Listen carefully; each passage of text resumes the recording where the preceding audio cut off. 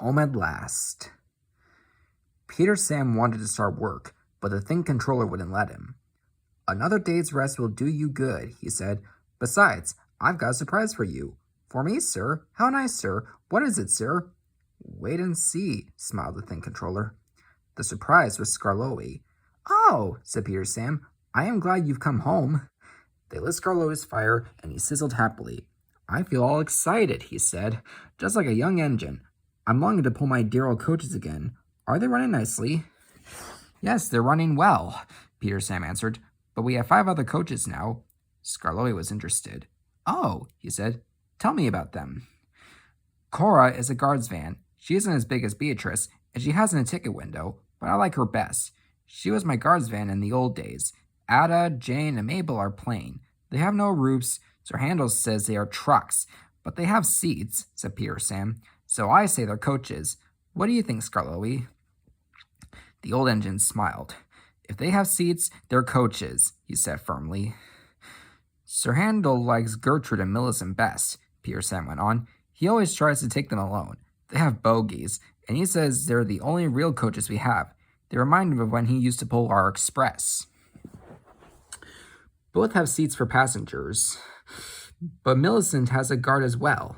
He sells tickets and travels in a tiny cupboard place."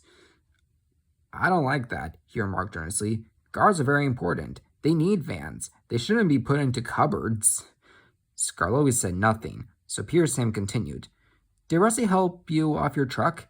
"Yes, he says he's come to mend the line and do odd jobs. I like him," smiled Skarloey. "So do I."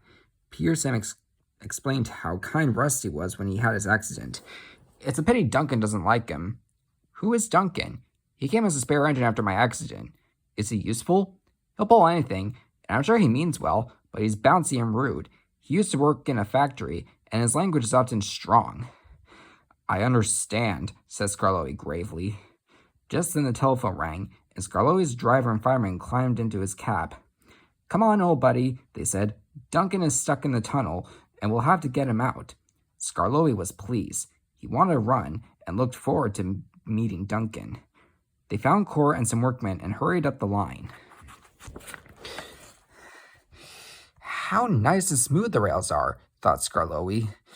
"They've mended all the old bumps. Rusty has helped to do that.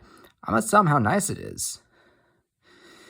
Duncan had stuck at the far end of the tunnel. His coaches were outside, and the passengers were helping the driver and fireman to dislodge some rocks wedged between the top of his cab and the tunnel roof. Duncan was cross. "I'm a plain blunt engine," he kept saying. "I speak as I find. Tunnels should be tunnels and not rabbit holes. This railway is no good at all." "Don't be silly," snapped his driver. "This tunnel is quite big enough for renters who don't want to rock and roll." They cleared away the rocks, and Skarloey pulled Duncan and his coaches safely through. Cora was left on the siding, and the workmen stayed to make sure all was safe. Duncan grumbled all the way home, but Skarloey paid no attention. The Think Controller was waiting for them. "Listen to me, Duncan," he said. "There's nothing wrong with that tunnel. You stuck because you tried to do rock and roll. If it happens again, I'll cut down your cab and your funnel too." Duncan, abashed, was neither plain nor blunt for the whole evening.